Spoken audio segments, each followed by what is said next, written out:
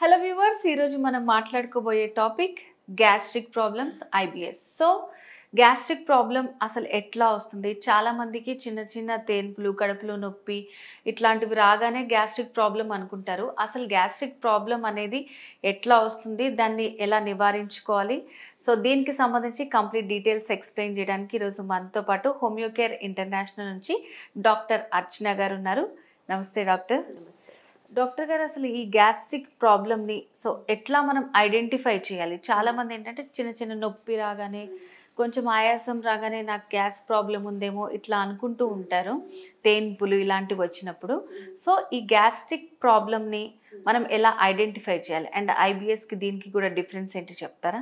Gastric problem అని ఎప్పుడు అంటామంటే మనకి జీర్ణ వ్యవస్థలో అంటే ఈ స్టమక్ నుంచి పేగుల వరకు ఏ ప్రాబ్లం వచ్చినా కూడా will tell it as a gastric issues.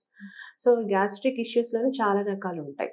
అంటే అక్యూట్ గ్యాస్ట్రైటిస్ అవ్వచ్చు, క్రానిక్ గ్యాస్ట్రైటిస్ కావచ్చు, లేకపోతే నార్మల్గా వచ్చి ఈ యాసిడ్ పెప్టిక్ అల్సర్స్ కావచ్చు, దానిలో మళ్ళీ డియోడినల్ అల్సర్స్ అని పెప్టిక్ అల్సర్స్ అని వస్తుంది.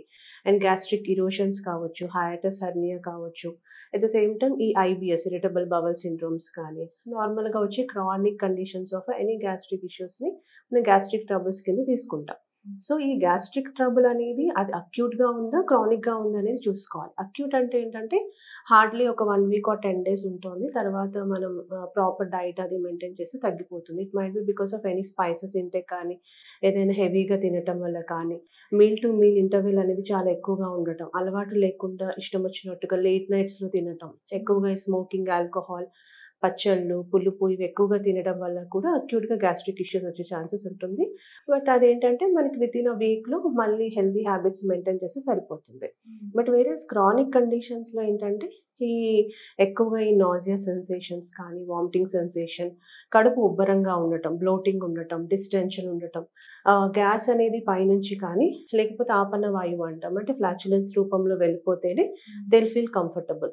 కొంచెం తిన్నా కూడా మనకి ఎక్కువగా తిన్నట్టుగా అనిపించటం, ఆకలి అనేది మందగించటం, ఇండైజెషన్ ఇష్యూస్ రావటం, ఎట్ ద సేమ్ టైం పుల్ల తేన్పులు లాంటివి. నార్మల్‌గా కొంతమందికి హెవీగా మీల్ తీసుకున్నప్పుడు తేన్పులు వస్తాయి.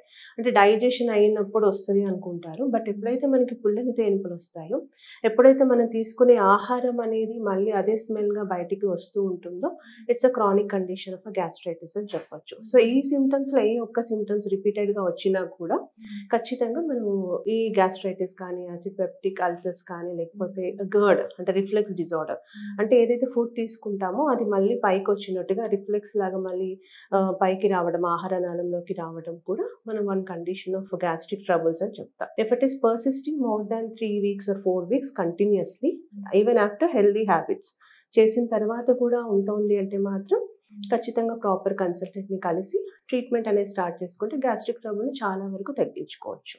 At the same time first initial time నుంచే మెడిసిన్ ఏమి అవసరం లేదు గ్యాస్ట్రిక్ ట్రబుల్స్‌కి. ప్రాపర్ ఇంటేక్ ఆఫ్ వాటర్ ఉందా లేదా, ప్రాపర్‌గా టైమ్ టు టైమ్ ఫుడ్ తీసుకుంటున్నారా లేదా, లేట్ నైట్స్ కాకుండా యావరేజ్‌గా యూజువల్‌గా ఇప్పుడైతే మనం 6, 7 లోపే తినమని చెప్తున్నాం హెల్తీ హ్యాబిట్స్ అని చెప్పేసి. కాకపోతే కొంతమందికి కుదరదు కాబట్టి ఒకవేళ 8, 9, 10 అవుతున్నా కూడా వెరీ లైట్ మీల్ అంటే ఒక ఫ్రూటో లేకపోతే లైట్‌గా ఏదైనా ఒక 1, 2 ఇడ్లీసో లేకపోతే 1 చపాతీయో వెరీ లైట్ ఫుడ్ తీసుకొని ఒక హాఫ్ అన్ అవర్ వాక్ చేసుకొని అలా చేసేసుకుంటే కూడా సెటిల్డ్ ఆఫ్ అయిపోతుంది. అట్ ద సేమ్ టైమ్ పీచు పదార్థం ఖచ్చితంగా ఇంక్లూడ్ చేసుకోవాలి. అండ్ నీరున్న కూరగాయలు ఎక్కువగా తినటం, ఈ మసాలా ఇవి తగ్గించుకోవటం, అండ్ డీప్ ఫ్రైడ్ ఐటమ్స్ అనేది తగ్గించడం, ఎక్కువగా ఈ పుల్లకి సంబంధించిన పదార్థాలు తగ్గించటం, ఒక మీల్‌కి మినిమమ్ 3-4 hours చిన్న మీల్ తీసుకునేటట్టుగా ప్రయత్నిస్తే దాదాపుగా గ్యాస్ట్రిక్ ట్రబుల్స్ ఇంట్లోనే తగ్గిపోతాయి. ఒకవేళ తగ్గట్లేదు, ఎప్పుడైనా యాంటాసిడ్స్ చేస్తేనే తగ్గుతుంది అంటే మాత్రం అప్పుడప్పుడు కొబ్బరి నీళ్ళు కానీ, ఎలక్ట్రాల్ పౌడర్స్ కానీ, మజ్జిగ కానీ కూడా తీసుకోవచ్చు. అయినా కూడా తగ్గట్లేదంటే డాక్టర్‌ని కన్సల్ట్ అయ్యి ప్రాపర్ ఇన్వెస్టిగేషన్స్ ఉంటాయి. అంటే అన్నిటికీ మనం అప్పర్ జిఐ ఎండోస్కోపీ ఏం చేయించం, యూఎస్జీ అబ్డామెన్ స్కాన్ చేయించము. బట్ కొన్ని కండిషన్స్‌లో మెడిసిన్స్ వేసిన తర్వాత కూడా తగ్గట్లేదు, even after taking proper precautionary food తీసుకున్నా తగ్గట్లేదు అంటే మాత్రం డెఫినెట్‌గా మనం మెడిసిన్స్ వాడాల్సిన అవసరం వస్తుంది. అండ్ నిద్ర సరిగా లేకపోయినా most of the people will get gastric erosions, gastritis, acid peptic disorders ఇవి వస్తూ ఉంటాయి. ఎమోషనల్ స్ట్రెస్ ఎక్కువగా ఉన్న వాళ్ళలో కూడా వస్తూ ఉంటుంది. ఎక్కువ ఎవరైతే పెయిన్ కిల్లర్స్ వాడుతూ ఉంటారో వాళ్ళలో కూడా ఇష్యూ వస్తుంటుంది. సో ఇవన్నీ కొంచెం మానిటరైజేషన్ అనేది ఆఫ్టర్ 30s డెఫినెట్‌గా చూసుకోవాల్సిన అవసరం. సో ఇందులో మేజర్‌గా వచ్చేది ఐబిఎస్. Irritable bowel syndrome. ఇప్పుడు ఈ గ్యాస్ట్రిక్ ఇరోషన్స్ కానీ, acid peptic ulcers, gastritis, erosions ఇవన్నీ తొందరగానే తగ్గిపోతాయి. But versus long term treatment తీసుకునేది ఇరిటబుల్ బవల్ సిండ్రోమ్. దీనిలో ఏంటంటే మనకి గ్యాస్ట్రిక్ ట్రబుల్తో పాటుగా అంటే ఈ nausea, vomiting, gas, bloating, distension ఇవన్నీ ఉంటాయి. ఇది కాకుండా వెయిట్ లాస్. ఎందుకు వెయిట్ లాస్ అంటే యూజువల్గా they'll get loose motions immediately after taking a meal. అంటే మార్నింగ్ బ్రేక్ఫాస్ట్ తీసుకున్న వెంటనే they have to rush to the toilet ఇమీడియట్గా. అది కూడా సాఫ్ట్ మోషన్ అట్లా రాదు, నార్మల్ మోషన్ లెక్క కాకుండా వాటరీ డయేరియా అంటాం, నీళ్ళ విరోచనం లాగా వస్తూ ఉంటుంది. అది ఒక condition. At the same time అది ఈవెన్ లంచ్ తర్వాత కూడా వస్తుంది. మన నైట్స్ డిన్నర్ తర్వాత ఎక్కువ మందిలో చూస్తుంటాం, లంచ్లో కొంచెం తక్కువ. బట్ వేరేస్ బ్రేక్ఫాస్ట్ తర్వాత, డిన్నర్ తర్వాత కొంచెం ఇబ్బంది పెడుతూ ఉంటుంది. అండ్ మ్యూకస్ స్టూల్ అంటే అందులో చీముగుళ్ళలాగా రావటం, మోషన్ మీద తెల్లగా పసు అంటుకున్నట్టుగా అనిపించడం అనేది కూడా వన్ రీజన్. అండ్ కాన్స్టిపేషన్, మలబద్ధకం అంటే కొన్ని రోజులు అసలు మోషన్ ఉంటాయా అంటే ఎయిదర్ డైరియా అయినా కావచ్చు, లేదంటే కాన్స్టిపేషన్ అంటే once in third day, fourth day కూడా they might not get any motion, constipation కింద వెళ్ళిపోతుంది.